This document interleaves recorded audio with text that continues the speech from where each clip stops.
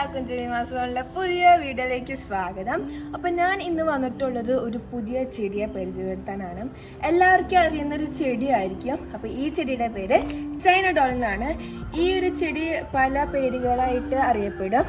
Emerald tree, serpent tree, പിന്നെ അതിൻ്റെ botanical പേര് ഞാൻ അടിയിലിടാം, ബിക്കോസ് അത് ഇച്ചിരി പാടാണ് പറയാൻ. സോ ഇത് നമുക്ക് ഇൻഡോർ ഔട്ട്ഡോർ ഒക്കെ ആയിട്ട് നമുക്ക് ഉപയോഗിക്കാൻ പറ്റും. ഇത്ര നാൾ ഈ ചെടി ഞങ്ങളുടെ വീടിൻ്റെ ഉള്ളിലായിരുന്നു ഉണ്ടായത്.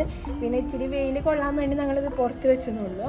ഇത് നല്ലൊരു ഡെക്കറേഷനൊക്കെ ഉപയോഗിക്കുന്ന ഒരു ചെടിയാണ്. പിന്നെ ഇത് നമ്മൾ ഇൻഡോറിലൊക്കെ വെക്കുമ്പോൾ അതിനത്രയും വെള്ളമൊന്നും ആവശ്യത്തില്ല.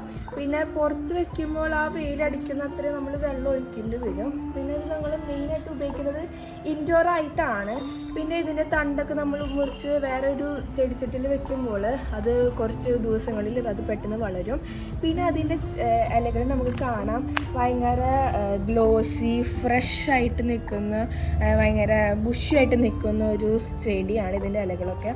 ചില ചൈന ഡോളിലൊക്കെ പൂക്കളുണ്ടാവും, പക്ഷെ ഞങ്ങളുടെ വീഡിയോ ഇത്രയേ ഉള്ളൂ. അപ്പോൾ നമുക്കിനി വരുന്ന ദിവസങ്ങളിൽ കുറേ പുതിയ ചെടികളൊക്കെ ആയിട്ട് നമുക്ക് പരിചയപ്പെടാം.